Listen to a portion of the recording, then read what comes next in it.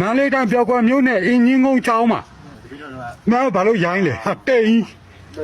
ကွာငါအဲ့ဒါနောက်တော့ကိုတော့ဘာလူမျိုးလဲဟုတ်ပါတယ်ဒီမှာ ဘာလူမျိုးလဲ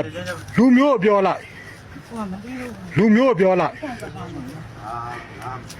မင်္ဂလာပါရှင်ဒီဂျစ်တယ်ပွဲတော်ကကြိုဆိုပါရယ်ကျမယွန်းယွန်းပါဒီနေ့ဘာတွေပွဲဖြစ်နေလဲဘသူတွေဘာပြောနေကြလဲဆိုတာကိုသိရအောင်ကျမနဲ့အတူလိုက်ကြည့်လိုက်ရအောင်နော်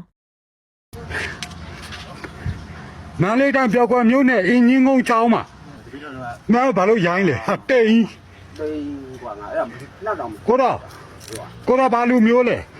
ဟုတ်ပါတယ်ဒီမှာ ဘာလူမျိုးလဲလူမျိုးပြောလိုက်လူမျိုးပြောလိုက်လူမျိုးပြောလိုက်အဲ့မှာတိတ်မှာဒီမှာအင်းကြီးကုန်းချောင်းကြီးပါအဲ့မှာဇေဒီလည်းအများကြီးပါအဲ့မှာတိတ်မှာကိုတော်ဆိုရင်အမဖက်နဲ့တော်မှအဝေးရချွတ်ပါတယ်နော်တိမ်ကိုဒါဗုဒ္ဓဘာသာမှန်တိမ်ဆိုရင်သိရပါတယ်နော်တိမ်ဆိုရင်သိရပါတယ်ဖုံးကြီးကိုလည်းလုံးပါတယ်တက္ကမ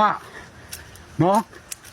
တော်တဲ့ကဗီဒီယိုရိုက်ထားလို့ဗီဒီယိုတတ်တဲ့ယူလိုက်လို့မဖုံးအောင်ကွဲပါတယ်ဒီမှာဝင်နဲ့ပေါက်ပြပါမယ်ဝင်နဲ့ပေါက်ဒီမန္တလေးတိုင်းပြောက်ွယ်မြို့နယ်အင်းကြီးကုန်းအဲ့တက္ကနဲ့တက္ကမဒီမှာဒီကဖောက်ပါတယ်ဒီကတော့ဖောက်ပါတယ်ဒီကတော့ဖောက်ပြီးတော့ဝင်ပါတယ်ဒီမှာဖက်နက်ပါကျန်နေတယ်ဒီမှာဖက်နက်ဒါတက္ကမရဲ့ဖက်နက်ဒီကဝင်နေဒီမှာတိမ်ထဲမှာကာမဆက်ဆံပါတယ်နော်ဒီထဲမှာတန်ဖိုးရှိပစ္စည်းဘာမှမရှိတော့သူတို့ကာမဝင်ပြီးတော့ဆက်ဆံပါတယ်နော်မှန်မှန်တဲ့တိမ်ကိုဖောက်တာပါနော်ခုနရဲ့တက္ကမရဲ့ဖက်နက်ဟိုင်းမှာသူတို့လာတာဒီဘက်ကတောရဲလာပါတယ်ဒီဘက်တောရဲနဲ့ဖြည်းဖြည်းချင်းဒီရနဲ့တက်ပါတယ်ဟုတ်ပါတယ်နော်ဟုတ်ပါတယ်ဒီရနဲ့တက်ပါဒီရတက်ပြီးတော့ဒီရောလူတွေကြည်သေးတာထုံးကြီးတွေကကြည်သေးပါတယ်ကြည့်ပြီးမှတက္ကမဟိုးဘက်မှာကတ်နေပါတယ်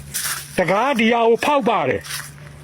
ဖောက်ပြီးမှတယောက်ဝင်ပြီးတော့နောက်တစ်ယောက်ကဝင်ပါတယ်ဒီမှာဖက်နက်ပါဒီမှာပါခုနတကားရဲ့တကားမရဲ့ဖုံးရုပ်လည်းလုံးပါတယ်နော်မန္တလေးတိုင်း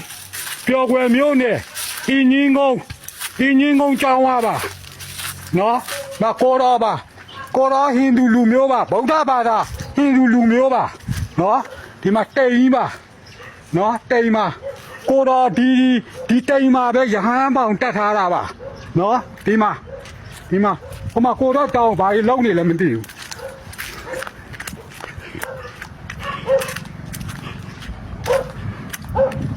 ဟိုမှာမတွားသေးပါဘူးလိုက်ကိုလွင့်ပြီးပြနေတာပါ